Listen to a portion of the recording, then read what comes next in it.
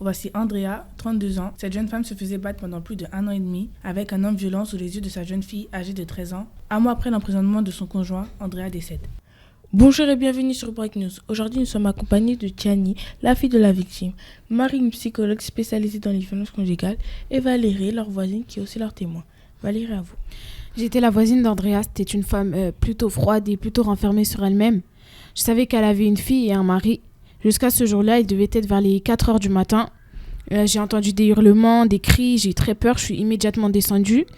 Son conjoint m'a ouvert la porte, il me disait que tout allait très bien, il avait des éraflures, des égratignures sur lui, du sang. Donc moi, je suis immédiatement rentrée chez moi et j'ai appelé la police. Tiani, vous êtes la fille de la victime, voulez-vous rajouter un mot ? Pendant plus d'1 an et demi, ma mère se faisait battre par mon beau-père. J'ai jamais eu de vraie relation avec lui, il me frappait et m'insultait. Quand ma mère elle essayait de me défendre, elle se prenait des coups. Parfois, il m'enfermait dans ma chambre pour pas que j'intervienne. Il rentrait tard le soir et il frappait ma mère. J'ai jamais essayé d'en parler parce que j'avais peur. Marie, qu'est-ce que vous en pensez ? Encore une de ces nombreuses histoires de violences conjugales. Je pense qu'il devrait avoir une grande prise de conscience. Cette fille se retrouve maintenant sans parents, leur père en prison et leur mère décédée. Ce sont des histoires tristes pour tous. J'ai déjà accompagné plusieurs familles dans ce cas-là. Là, les sentiments sont toujours les mêmes. De la tristesse et de la douleur et plein d'autres encore. En 2019, nous comptons 122 féminicides, ce qui est énorme. Merci de nous avoir regardés, c'était Brag News.